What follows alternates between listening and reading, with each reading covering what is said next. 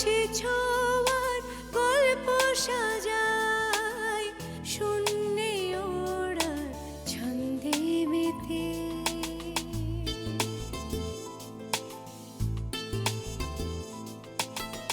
আকাশে যে অসীমের ঠিকানায়, সে যেন শুধু দৃশ্য সাজায়। যত গল্প ধাঁধায় হাত বাড়ালে বুঝি কেউ নেই, আকাশ ছোঁয়ার গল্প সাজায়, শূন্যে ওড়া ছন্দে মেতে।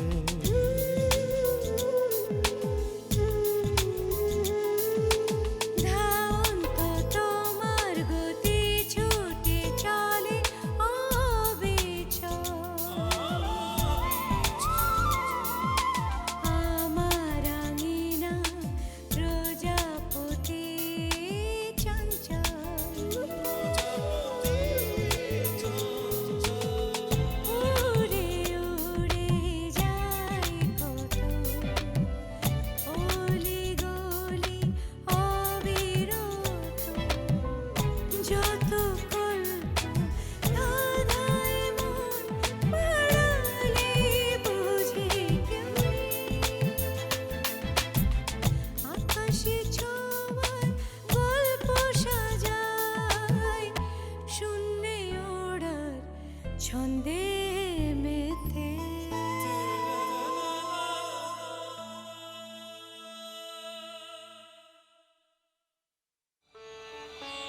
পরিচিত সমাজ থেকে বিচ্ছিন্ন হয়ে গেলে নিজের পরিচয় প্রমাণ করা খুব দুরূহ হয়ে ওঠে।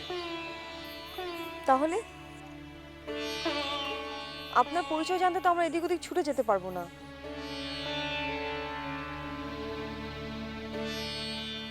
আপনি শুধু এইটুকু বলুন, আপনি যা বলছেন তা আদৌ বাস্তব কিনা। ঠিক আছে, বাস্তব নয়, তবে একটা উপায় আছে। আমার পূর্ব পরিচিত ব্যক্তি আমাকে শনাক্ত করতে পারবে। সেরকম তো এখন আর কেউ নেই, বাবাও তখন জন্মাননি, আর ঠাম্মা যা বললো তা তো আপনি শুনেছেন।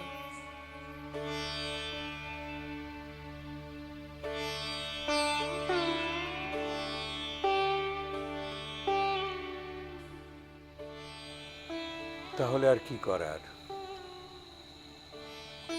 বেশি কিছু চাওয়ার ছিল না তোমাদের কাছে।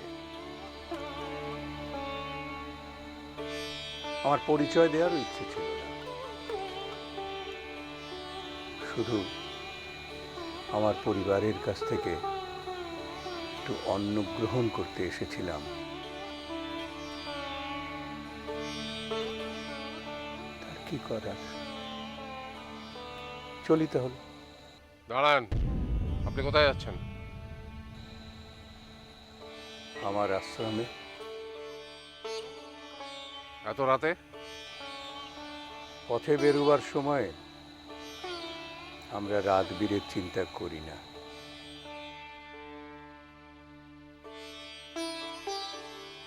কিন্তু দয়া করে আমাদের কথাটা একবার চিন্তা করেন। যে পরিচয় নিয়ে আপনি এসেছেন এখানে, সেটা যে কতটা আমাদের পরিবারে আগুন জ্বালাতে পারে সেটাকে একবার ভেবে দেখেছেন?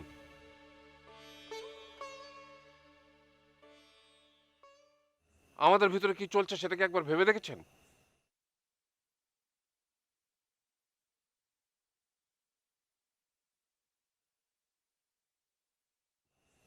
আপনি যে পরিচয় নিয়ে এসেছেন সেটা যদি মিথ্যে হয়, তাহলে আপনি গুরু পাপ করেছেন এবং এর জন্য আপনার কঠিন শাস্তি হওয়া দরকার।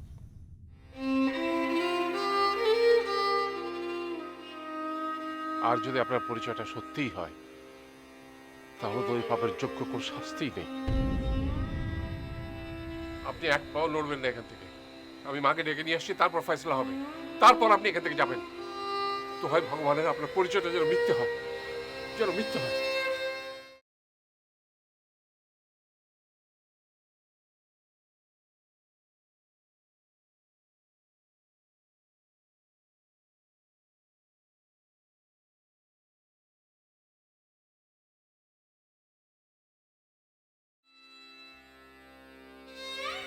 পিতা, আমার পিতা 50টা বছর পিতৃহীন কাটানোর পর অমর,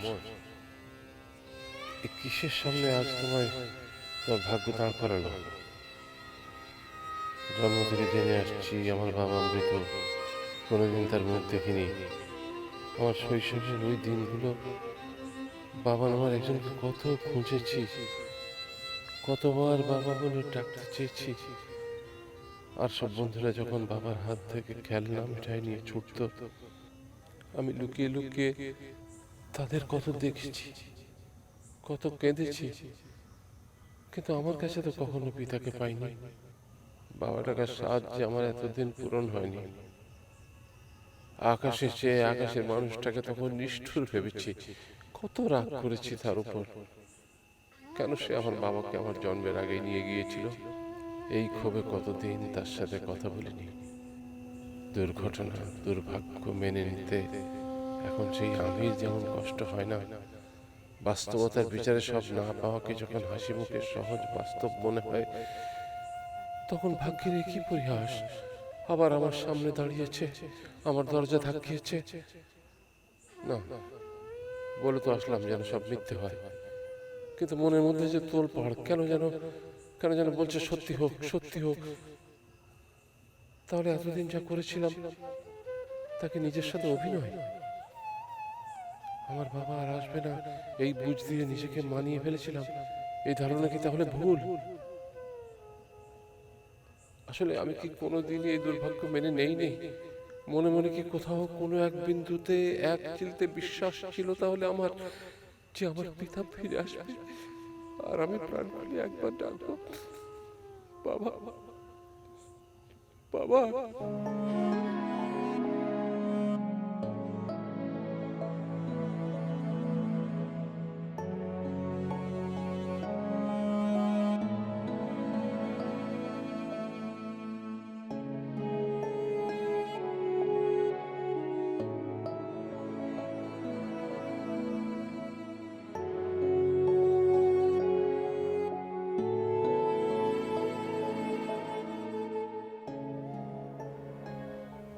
বলি পুজোটা একটু শেষ করো না, আমার তো সহ্য হচ্ছে না।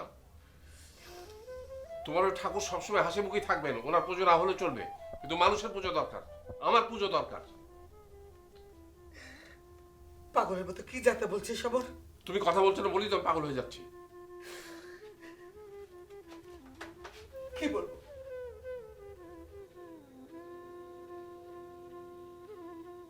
ওই লোকটা কি আসলে আমার পিতা?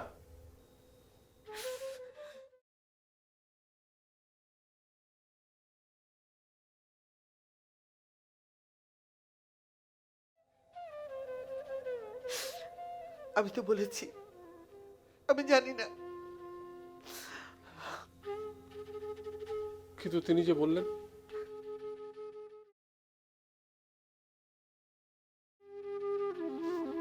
তার কথা বিশ্বাস করো? তুমি বললে আমি বিশ্বাস করবো। কি যায় আসে মোর? সে তোর পিতা হোক আর না হোক, কি যায় আসে? কি বলছো? কিছু যায় আসে না? না, একটা নারীর স্বামীর দরকার হয় কেন? একটা নিরাপদ আশ্রয়ের জন্য। আমি আমার স্বামীর কাছ থেকে তা পাইনি, পেয়েছি আমার ভাইয়ের কাছ থেকে, পেয়েছি তোর কাছ থেকে। আর বাকি থাকলো প্রেম, সোহাগ, আদর আর ভালোবাসা।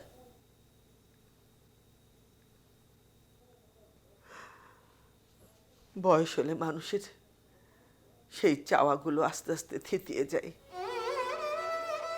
আর বিধবাদের পূজা অর্চনার মধ্যে দিয়ে সেটা শুধু থিতিয়ে যায় না, মৃতও হয়ে যায়।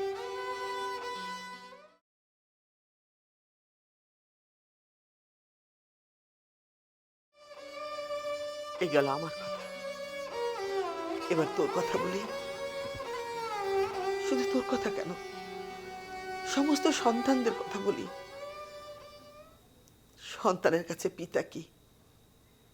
একটি নির্ভরযোগ্য মানুষ, যার কাঁধে উঠলে সন্তান মনে করে আমি এই পৃথিবীতে এসেছি রাজত্ব করতে। আপনি বললেন আপনার চাওয়াটা খুবই সামান্য, এক মুঠো অন্ন। কিন্তু আমার বিশ্বাস আপনি এই এক মুঠো অন্নের জন্য এত দূর আসেননি। এটুকুর জন্যই এসেছি দীপা।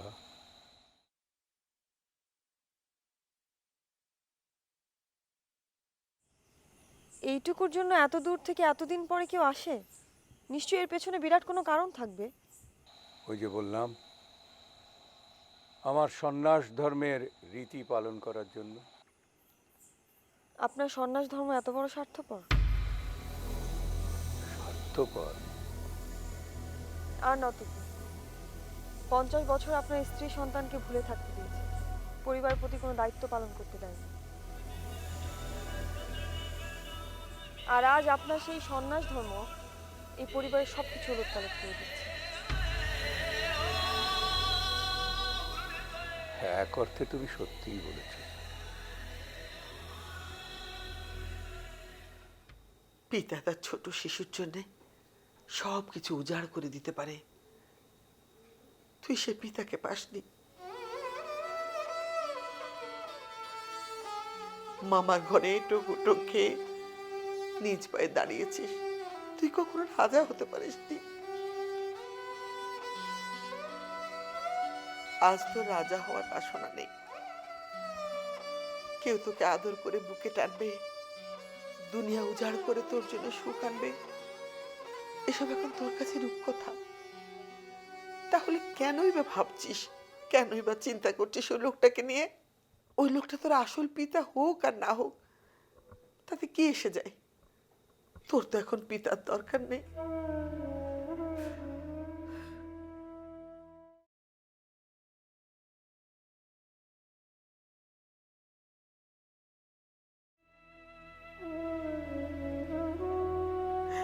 একইভাবে আমারও স্বামীর দরকার নেই।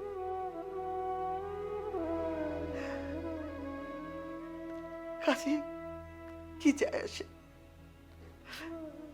শান্ত থেকে ওনাকে বিদায় করে আই।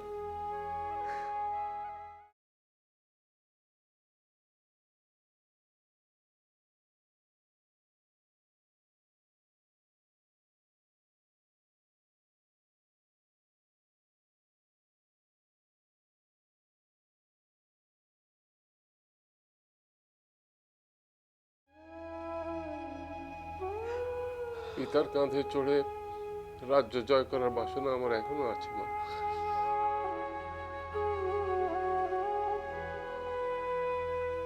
এবং আমি নিশ্চিত বলতে পারি, স্বামীর কাছে শারীরিক সোহাগ, ভালোবাসা, ইচ্ছা তোমার এখন না থাকলেও স্বামীর ভালোবাসার জন্য অন্যান্য নারীর মতো তুমি যেমন মুখিয়ে ছিলে, এখনো তেমনি মুখিয়ে আছো।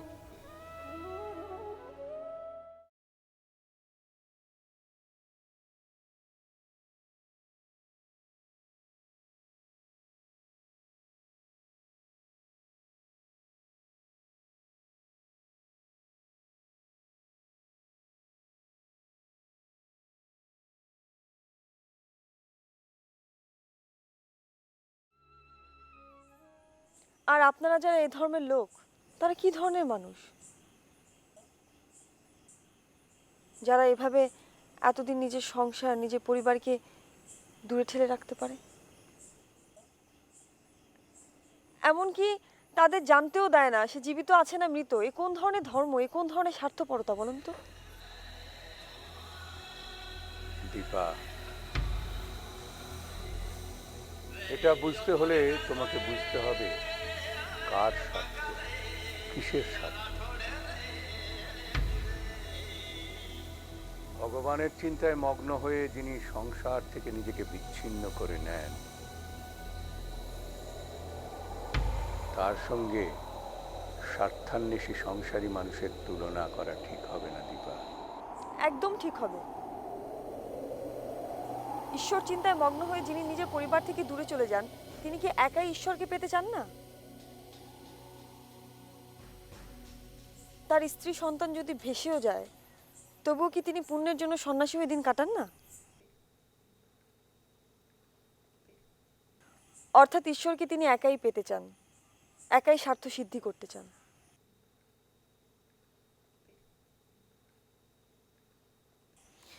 আসলে দুজনের মধ্যে পার্থক্যটা কোথায় সেটা আমি নিজেই বুঝতে পারছি না।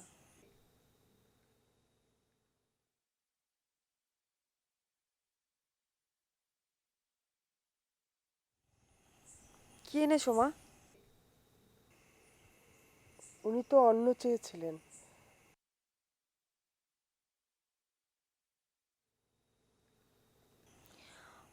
অন্ন পেলে তো উনি চলেই যাবেন। বাবা বলেছেন ওনাকে এখনই যেতে দেওয়া যাবে না, আগে সব সমাধান হবে তারপর।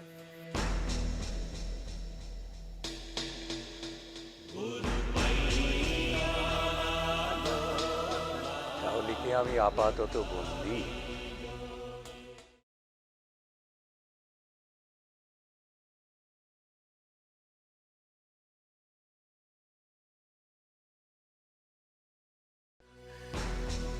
এ তুই কি বললি অমর? আমি ভুল বলিনি মা। আমি যা বলেছি তাতে তোমার লজ্জা পাওয়ার মতো বা কষ্ট হওয়ার মতো কিছু নেই। মা, আমার দিকে তাকাও, তাকাও না মা। মা, ভালোবাসা হচ্ছে একটা ক্ষুধা। মানুষ যতদিন বেঁচে থাকে তার ক্ষুধাও বেঁচে থাকে। তুমি বিধবার দীক্ষা নিয়েছো, ঠাকুরের পূজা অর্চনা করেছো, ঠাকুরের পদসেবায় নিজেকে নিয়োজিত করেছো তোমার স্বামীর না পাওয়া ভালোবাসার বঞ্চনার কষ্ট থেকে বেঁচে থাকতে, তোমার স্বামীকে কাছে না পাওয়ার বেদনা থেকে বেঁচে থাকতে। তাহলে সেই স্বামী যখন আজ ফিরে এসছে, তখন কেন তাকে ঠাকুরের প্রসাদ হিসেবে গ্রহণ করবে না মা?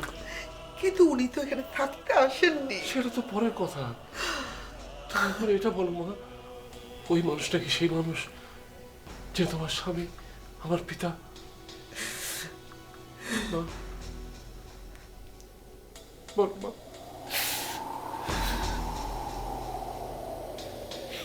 তাহলে তো হলোই মা। এখন তার সাথে আমার কিছু হিসাব নিকাশ আছে। একটা কথা মনে রাখিস অমর, স্বামীর ভালোবাসা নিয়ে তুই যে কথা বললি তার মধ্যে সত্যতা আছে ঠিকই, কিন্তু সত্যতা থাকলে কি তাকে আমি গ্রহণ করব এটা তুই ভাবলি কি করে? মা, কেন তুমি কথা বলছো? কেন তুমি কেন বাচ্চা মেয়ের মতো কথা বলছো? বাচ্চাদের মতো না, একটি মেয়ের মতো, একটি নারীর মতো, একটি নারীর মতো কথা বলছি। একটা মেয়ের কাছে তার স্বামী হচ্ছে তার ঠাকুর। সেই মেয়ের স্বামী যখন মারা যায় তখন সে বিধবা হয়। বিধবার আরো একবার বিয়ে হয়।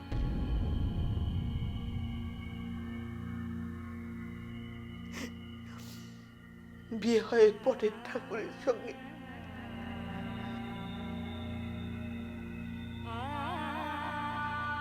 যার সঙ্গে হয়তো 7 পাকে বাধা পড়ে না, কিন্তু অষ্টপ্রহর তার সঙ্গে থাকে ওই ঠাকুর।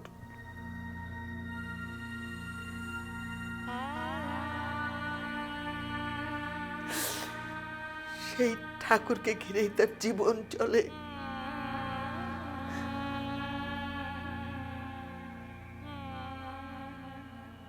কাজেই হঠাৎ করে তার মৃত স্বামী ফিরে এসে যদি তার আসনটি ফিরে পেতে চায়, কোনো নারী সেটা দিতে পারে না, কারণ সে আসলে তখন অন্য কেউ বসে আছে। এসব কি কুসংস্কারের কথা বলছো তুমি মা? প্রেম, ভালোবাসা, বাবা পাওয়ার ইচ্ছা, এসব পুরনো দিনের কথা। তুইও সেটা বলছিস না? ওটা আর এটা কি এক হলো মা? একই, একই আমার কাছে এক। কি একটা জেদ ধরলে তুমি বলো তো মা? হ্যাঁ, ধরছি এবং ধরব।